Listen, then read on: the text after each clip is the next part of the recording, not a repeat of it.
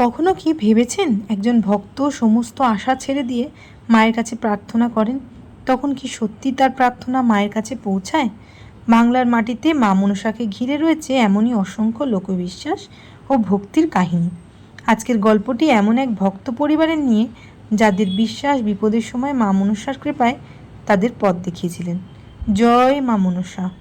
মা মনসা কে? বাংলার লোকসংস্কৃতিতে মা মনসা অত্যন্ত পরিচিত ও পূজিত এক দেবী। তাকে সর্পদেবীও হিসেবেও মানা হয়, বিশেষ করে বর্ষাকালে এবং মনসা পুজোর সময় গ্রাম বাংলার বহু বাড়িতে মায়ের আরাধনা করা হয়। মায়ের পুজোর সঙ্গে জড়িত আছে ভক্তি, বিশ্বাস, লোককথা এবং বাংলার বহু প্রাচীন ঐতিহ্য। অলৌকিক ঘটনা, কাহিনী। এক গ্রামে থাকতেন এক সাধারণ ভক্ত পরিবার। তাদের বাড়িতে বহু বছর ধরে মা মনসার পুজো হয়ে আসছিল। পরিবারের একজন বয়স্ক সদস্য প্রতিদিন মায়ের সামনে প্রদীপ জ্বালিয়ে প্রার্থনা করতেন। এক বছর বর্ষার সময় হঠাৎ পরিবারটির একটি সদস্য সাপের দংশনে প্রায় মরমর হয়ে যায়। চারিদিকে উদ্বেগ সৃষ্টি করে। পরিবারের সকলে মায়ের কাছে শরণাপন্ন হন। মা, আমাদের এই বিপদ থেকে রক্ষা করো, আর আমরা তোমার পুজো নিষ্ঠাভাবে করব। সেদিন রাতেই সেই বয়স্ক মানুষটি স্বপ্ন দেখেন যে মা তাদেরকে স্বপ্নে বলেন যে কোনো চিন্তা নেই।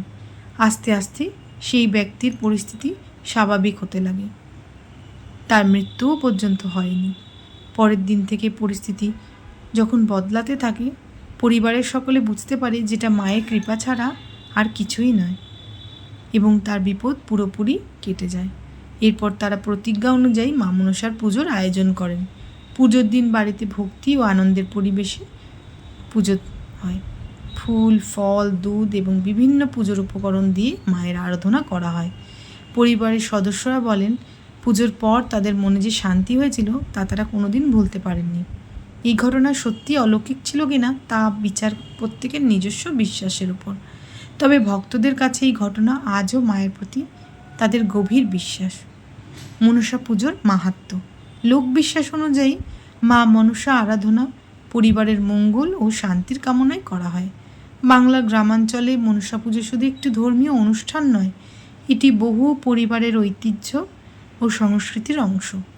অনেকেই বিশ্বাস করেন মায়ের কাছে ভক্তি ভরে প্রার্থনা করলে মন শান্ত হয় এবং কঠিন সময় সাহস পাওয়া যায়। তবে মনে রাখতে হবে, পুজোর আসল শক্তি হলো কিন্তু ভক্তি, শ্রদ্ধা এবং সৎ কর্ম। ভক্তদের জন্য বার্তা। জীবনে যতই কঠিন সময় আসুক, হতাশ না হয়ে নিজের বিশ্বাসে শক্ত থাকুন। মায়ের কাছে প্রার্থনা করুন, কিন্তু তার পাশাপাশি নিজের কর্তব্য পালন করুন। কারণ ভক্তি আমাদের মনে আশা জাগায়, আর সেই আশাই কঠিন সময় পার করার শক্তি দেয়। শেষ কথা, মা মনসার কাছে আজ আমরা একটি প্রার্থনা করি। হে মা, সকলের ঘরে শান্তি দাও, সকলের জীবনে মঙ্গল দাও এবং বিপদের সময় কঠিন পথ দেখাও, সঠিক পথ দেখাও।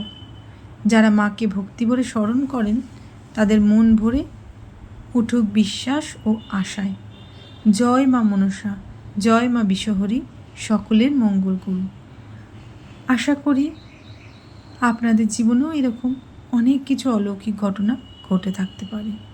কেউ কিন্তু হতাশ হবেন না, মায়ের উপর বিশ্বাস রাখবেন, মাকে ভক্তি করবেন, দেখবেন ঠিক সঠিক পথ মাই আমাদেরকে দেখাবে। আর আপনাদের জীবনেও যদি এরকম কোনো ঘটনা থাকে তাহলে অবশ্যই কমেন্টে আমাকে লিখে জানাবেন। এত দূর যদি আমার পাশে থাকেন তাহলে প্লিজ চ্যানেলটাকে সাবস্ক্রাইব করবেন, লাইক করবেন, এরকম ভক্তিমূলক ভিডিও পেতে আমার পাশে থাকবেন। জয় মা মনসা।